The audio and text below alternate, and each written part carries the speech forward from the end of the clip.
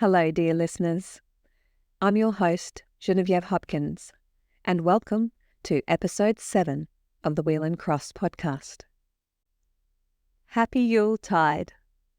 On Sunday, we celebrated Lussinatte, the eve of the first day of Yule, putting up the Yule tree and decking the halls with all our seasonal decorations. We baked and ate Lussinatte and listened to our Yule-themed playlist. The weather was bleak and drizzly, but it was warm and cosy, very hygelig inside. 1 July marks the first day of the Yule season in the southern hemisphere, culminating in the midwinter celebration of Yule on the 15th of July in Australia. Yule is the biggest of the winter celebrations in my household.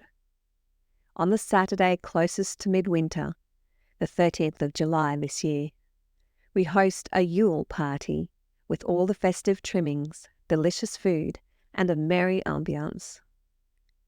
In today's episode, we will explore the Scandinavian and Germanic origins of Yule, the celebration of Lussinatte, and the Icelandic tradition of Jólabókaflóð. I also have a couple of small gifts for you to enjoy as an early Yule present. This podcast is free, but if you like my work and would like to support me so that I can continue doing it, please consider a paid subscription. If that is not possible, and you enjoy this podcast, I would really appreciate your reviews on any of the podcasting platforms you use.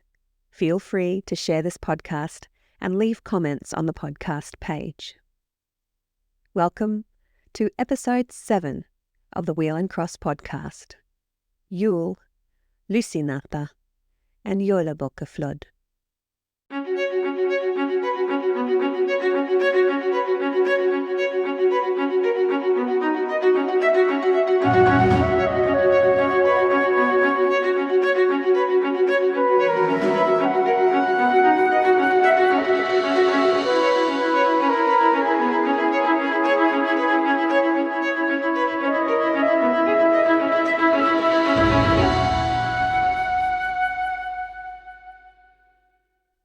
As always, I would like to acknowledge the custodians of these lands on which I work and live in Australia's capital region, the lands of the Ngunnawal and Ngambri people, and I pay my deep respects to their elders, past, present, and emerging, and to all First Nations across Australia.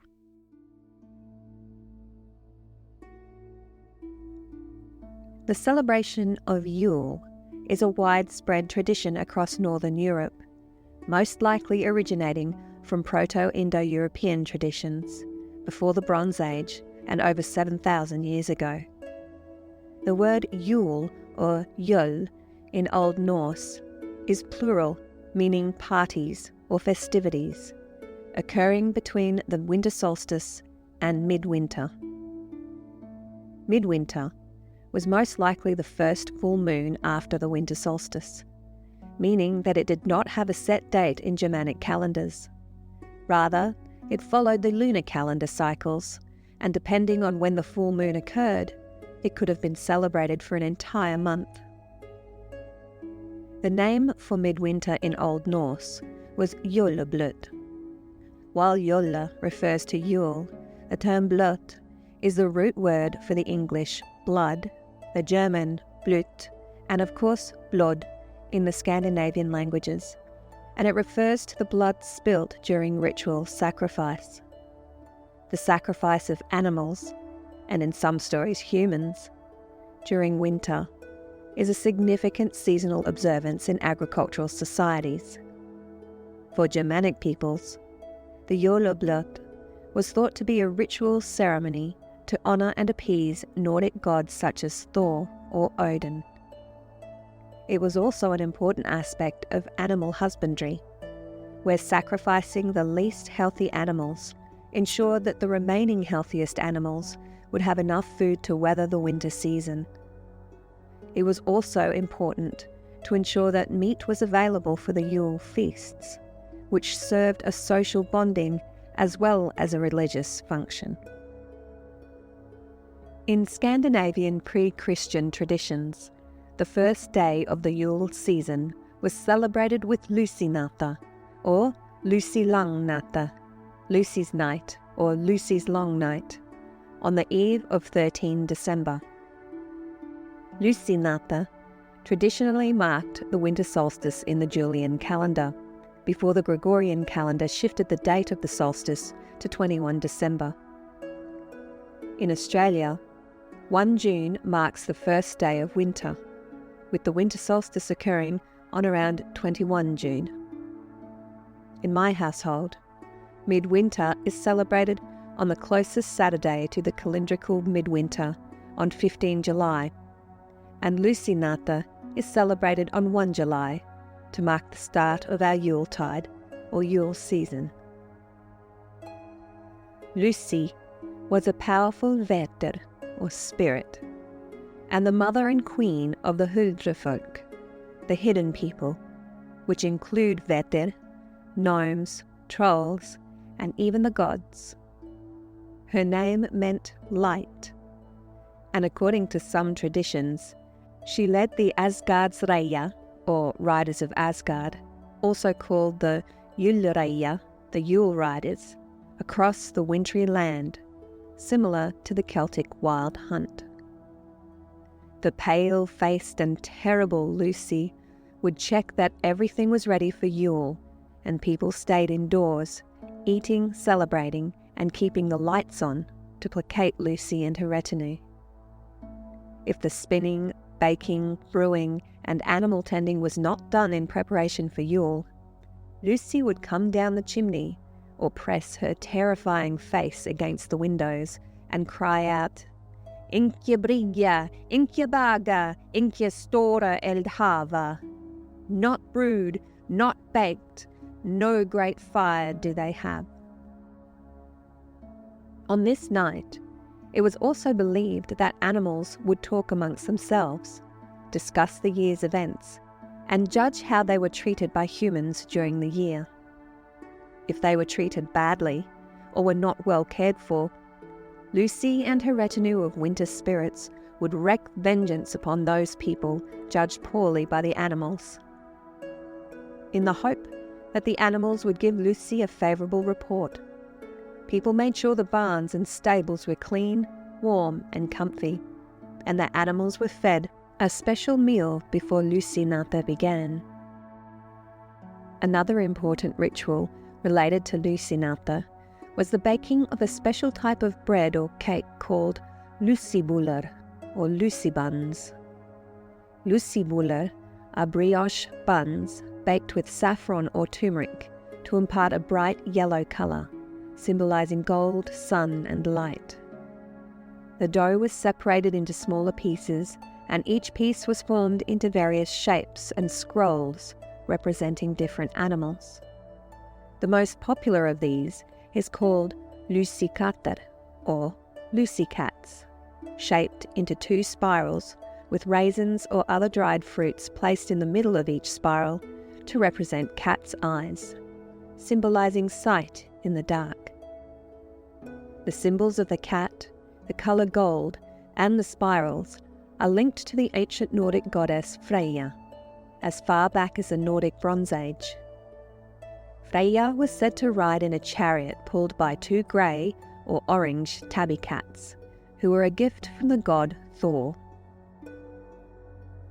When Christianity spread through the Roman Empire, the tradition of Lussinatte was converted into a celebration of the Roman Catholic Santa Lucia or Saint Lucia.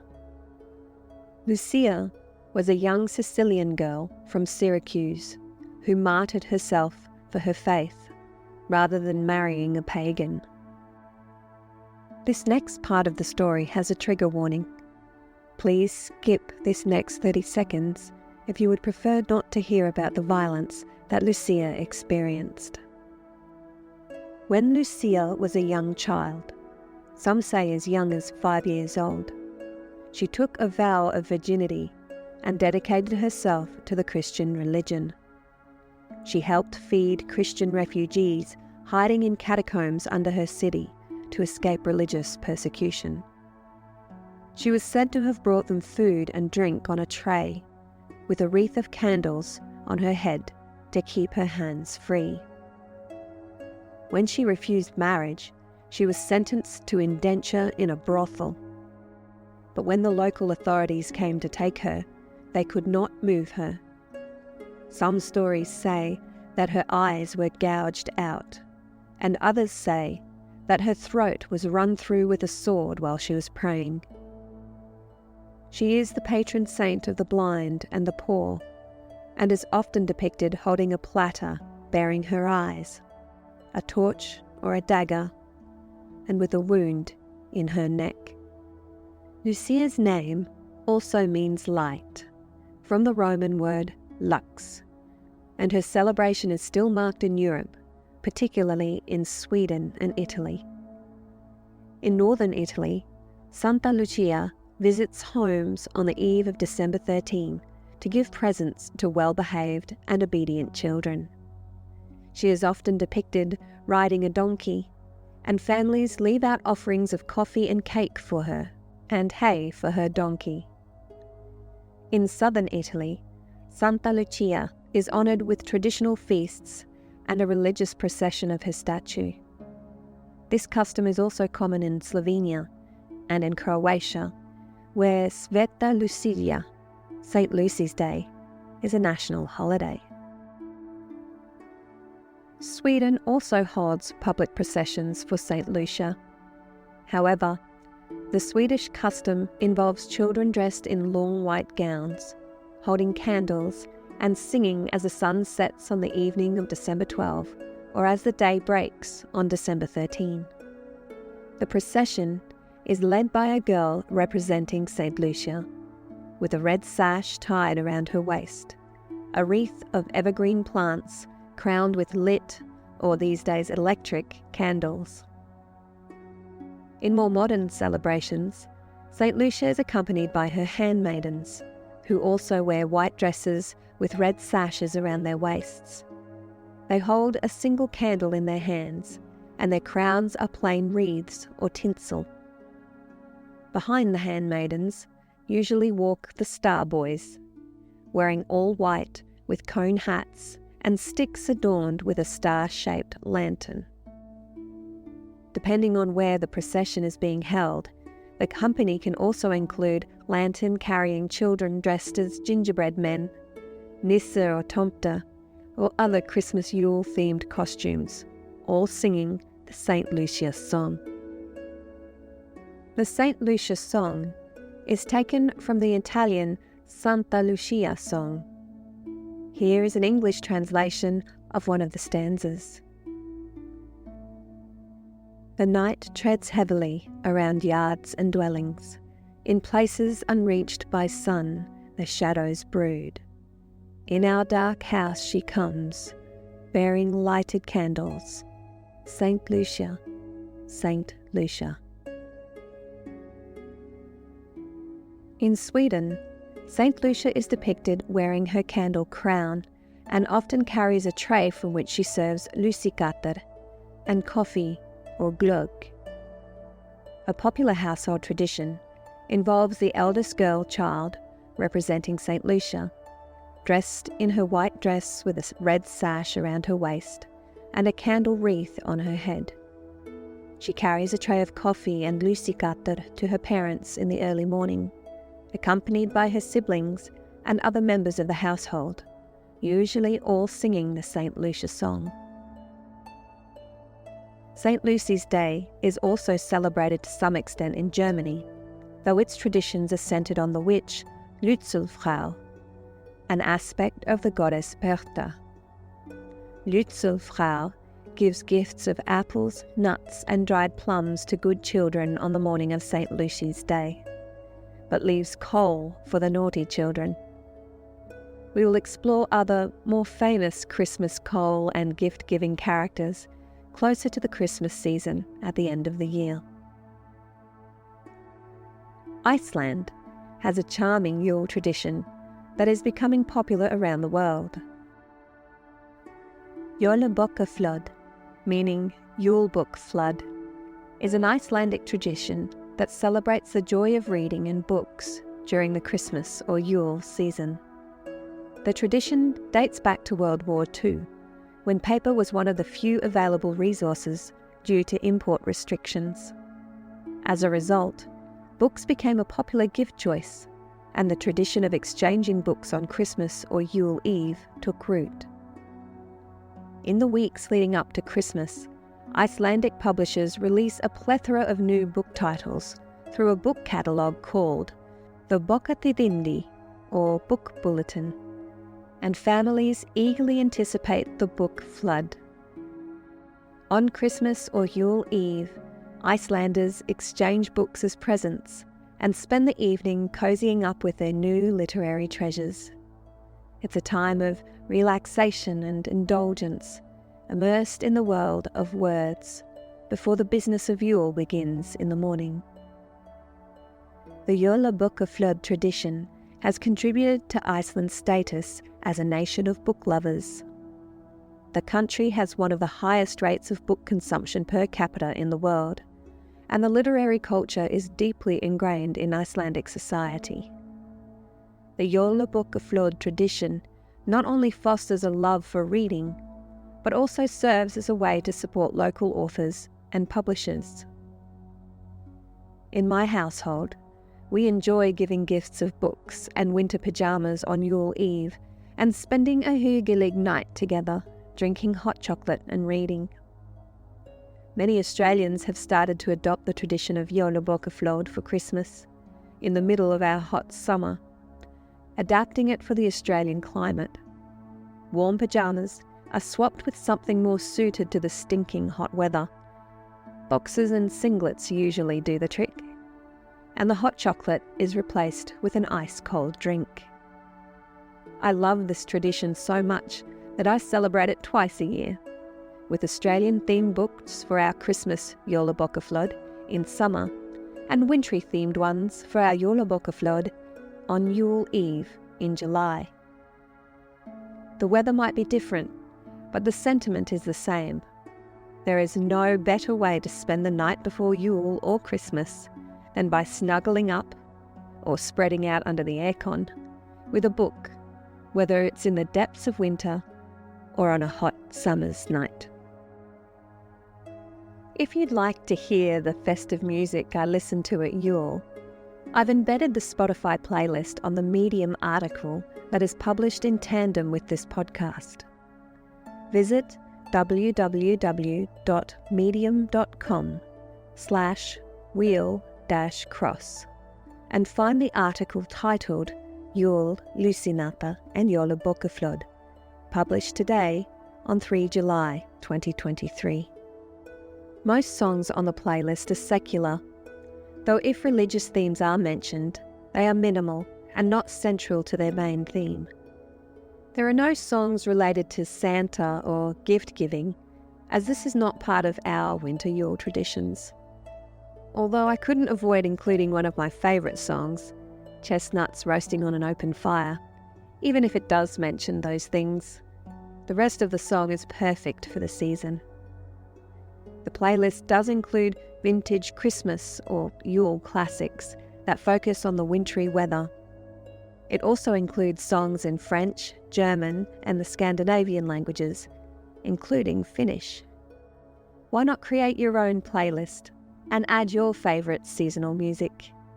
It provides a wonderful atmosphere while you decorate your halls or host your own Yule or Christmas in July party.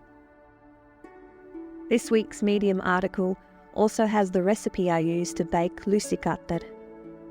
It's fun to make, and you can include children in the process, and the end result is a delicious and warm brioche bread, a lovely tradition to start the Yule season. I hope you enjoyed this episode on Yule, Lussinatte and Jólabókaflóð. In next week's episode, we will explore the history and traditions of the Yule or Christmas tree and the Yule log. See you next week for Episode 8, The Yule and Christmas Tree and the Yule Log.